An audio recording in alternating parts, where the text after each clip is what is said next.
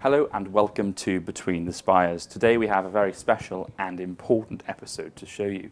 And there can't be a better time to talk about these important issues. After all, there's some controversy surrounding what colour poppy you should be wearing, as well as how students perhaps don't have the utmost respect to those who gave everything for our freedom. So what we'll be doing is looking at Oxford's contribution to the Great War.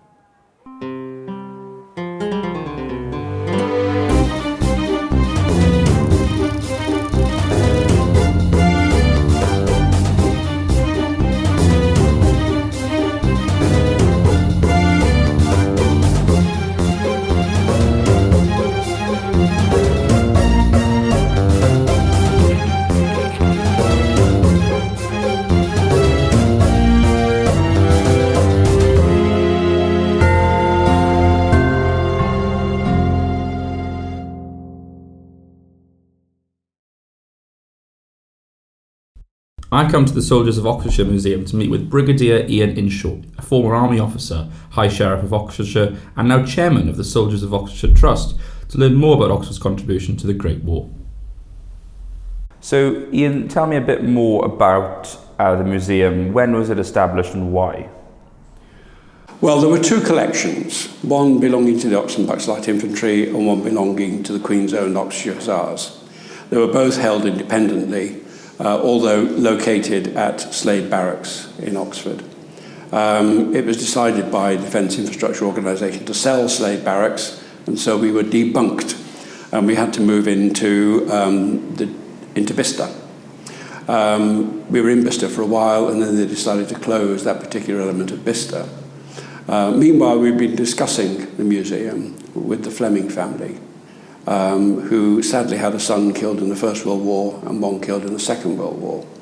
And they were keen that we should have a permanent home for these exhibitions, particularly as one was in the Oxford Bucks Light Infantry and the other one was in the Yeomanry. And the Fleming Family Trust then agreed that they would fund the building of this museum. So 4 years ago, we opened it, and the Princess Royal came to open it. So we now have a permanent home. But the board decided in their wisdom to extend this, not just to include the Oxford Bucks Light Infantry and the Oxfordshire Yeomanry, but to include all soldiers of Oxfordshire. So, for example, that includes the EOD regiment at Didcot, the two RAF bases at Brize and Benson, the big logistics depot at Bicester, and the Defence Explosive Munitions School. The whole aim of the museum is to demonstrate how the county has supported the military in conflict and how the military supports the county, not only in conflict but also in peace. And the stories that we tell indicate how that relationship has been kept. And it also tells the stories of the soldiers in conflict and how they set the standards that we enjoy so well today. Then if you look at recent sort of controversy now generally of surrounding Remembrance Sunday parades or poppies, I think it's sort of difficult for students sometimes to actually appreciate those stories and those sacrifices people have made. Do you hope that this is a museum and other museums can do something to show people, young people? Well, I'm sure they do, but it's something that we always set out to do. I'll give you two examples, if I may. One is from the Yeomanry, a chap called Harry Stroud, who was born near Banbury. He joined the Yeomanry in 1908, I think it was, and went to war in 1914. And he kept a diary of every single day he was in the war. In 1918, in May of 1918, he was shot in the leg. And his mates carried him about 2 miles before they found a stretcher, which actually was a bedspread. And they carried him in that for a while, and then they handed him over to some pioneers who then carried him a further 3 miles before he got into an ambulance and went off to Noyon dressing station. And his quote in his diary was, "When I arrived here, I saw there was a lot of our mates who was wounded." Didn't care about himself, he was more interested in the guys who were wounded. Anyway, he lost his leg, and for him the war was over, and he went back to Banbury and married Martha. They had 3 children, took his mates back after the war to do battlefield tours. But in 1931, he took himself into a field and shot himself. And it's probably a classic example of, probably one of the first examples that is documented of post-traumatic stress. because one of his sergeants wrote to him and said he was a great mate, but the pressures upon him of the memories of the war and the loss of his leg were just too much. So I think that gives you an indication of the sacrifice that these guys made, not only for them, but also for their families, because, of course, now she was a widow with 3 children. And the second one is, I think, a very poignant one, but it's from the Second World War. It's a quote that was on BBC television, which struck me as being very, very poignant, of a man who said he landed in Normandy on D-Day. He said, "As I got to the head of the beach, I saw a German come from behind a pillbox and I shot him dead." He said, "And at that point I realised I'd just killed someone's son." And he said, "And that made me wonder what we were doing." And I think that is the key for us to remember, that war is a horrendous thing to descend to. That the most important thing about war is that it is a failed diplomacy. Clausewitz, I think, said that war is a continuation of policy by other means. Right, so we've got a bit of different things here now, Ian. What shall I look at first? I'd look at number 1 first, if I were you. You can see that in that little matchbox, there is a bit of a bullet.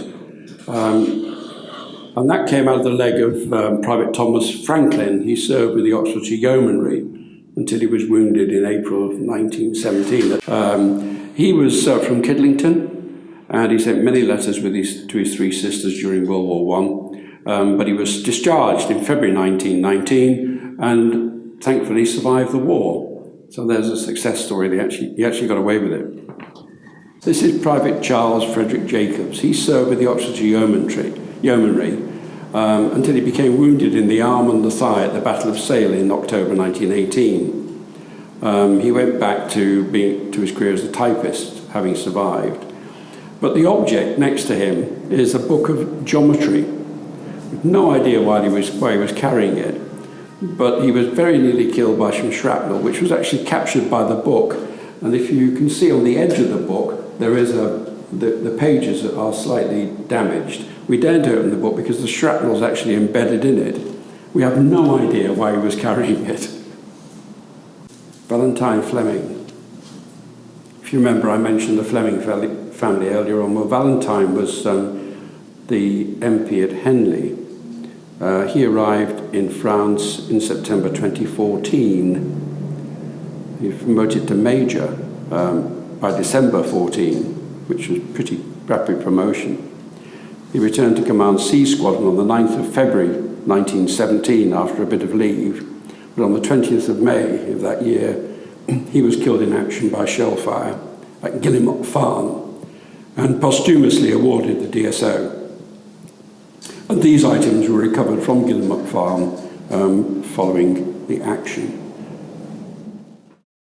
After visiting the museum, I went to meet Anne Manuel, the librarian of Somerville College in Oxford, to find out about how students, especially women, were involved in the war effort. In terms of looking at the Great War and Oxford generally, what is the story in terms of the university perspective? What did students do during the university, during the times of the war? The women students particularly is what I'm interested in.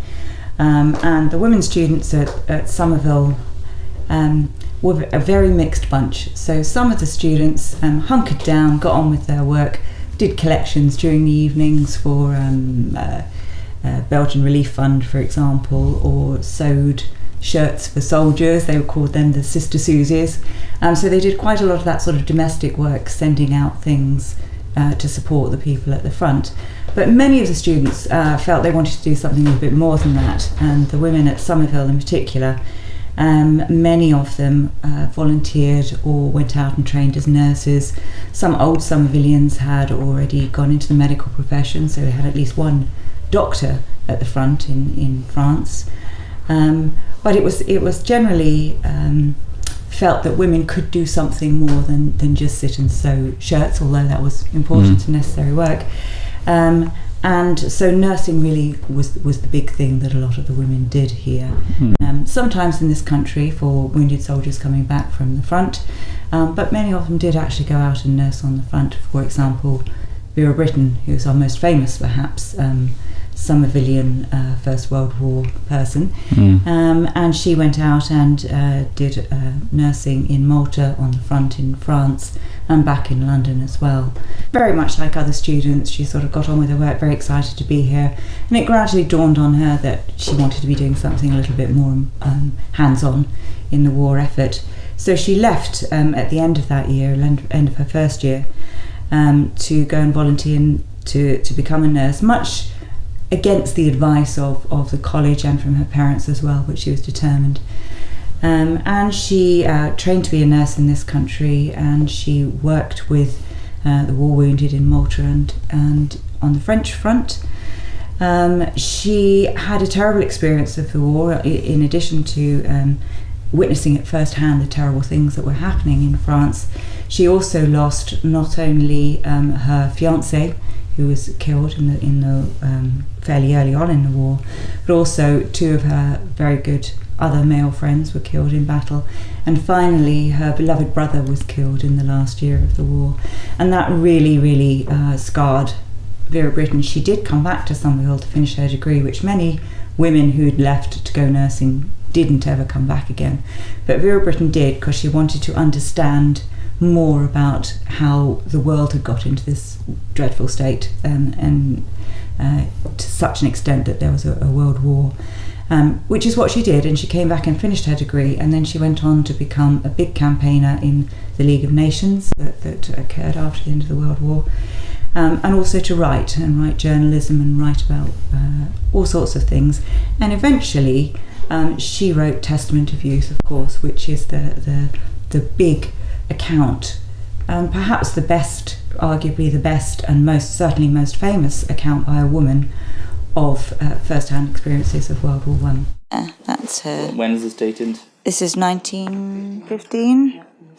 So that's Oriel's quad. They're one of Oriel's quads, anyway. This is a logbook. It's a beautiful, large book that the college produced all the way through the end of the 19th century and into the early 20th century, of major events and what was going on in the college generally. So a sort of scrapbook of everything important at Somerville during the time.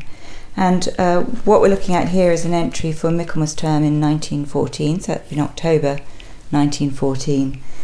War obviously just been declared a few weeks before. And we can see in here that there's some minutes of a meeting of the junior members, so of the students, and a Miss Rose has brought forward a motion that a collection should be made every week, every Sunday after prayers, for the Belgian Relief Fund, which was carried unanimously, as one would have hoped. And then there's another entry on November the 14th here saying Miss Penrose, and Miss Penrose was the principal of Somerville. Miss Penrose and the staff gave an at-home to the Belgians in Oxford. So by that time, Oxford was being flooded with Belgian refugees, and it was very much thought that we could actually do something to help. So lots of things were done around the Belgian refugees in Oxford and at Somerville in particular. Different JCR motions to what we have now, I think, as well. I think a stark contrast. Well be, yes. And over the page then, what else do we have hidden away here? This is an interesting letter here. It's an example of a letter that was sent to a student during the vacation in March 1915, when Somerville had just been requisitioned as a hospital, and so all the students had gone, and they were told while they were away, by the way, you're not coming back to Somerville, you're coming back to Oriel College, because Somerville is going to be a hospital from now on. So this was the round robin letter. This was addressed to Miss Haythorne, and your room has been allocated to you. It is in St Mary Hall Quadrangle at Oriel. Please acknowledge, like the bit at the bottom that says, any student having any infectious illness during term will be expected to pay for their own lodging and nurse, because there's no sanatorium at all. Wow. Different times at all. Absolutely, but it must have been the whole operation was very, very quick, but very, very efficiently done by both the War Office and by the Somerville administrative staff. And so there's one more thing you want to show me here then. What is it? What is the other thing? Here is an account of a Dr. Maud. So Dr. Maud had been at Somerville in the early part of the 20th century, before war broke out, She'd done natural sciences here, and then she'd gone on to London and trained as a doctor, which is very unusual in that particular time. And so this is an account of, obviously very proud of Dr. Maud at Somerville, and they said Dr. Maud went out to Antwerp on September the 9th and there served for 4 weeks with the British Field Hospital under the Belgian Red Cross. And then it's an account of her time out there. And she wasn't alone. There were throughout the reports during that time, we'd still produced an annual report for the college every year, and there were always articles and accounts of Somervillians who had gone on to do interesting and important things in the war. Wow. Like, for example, doctoring, nursing, but also things like agricultural work, so making sure there was enough food for the country. People had gone abroad and done entertainment for troops and things like that as well. So brilliant. So there we have it, 2 locations of incredibly important and interesting historical significance. But what I think both show is that behind the historical material, items and objects, there are human stories. There's always a human story behind it. And those are the stories we should never forget.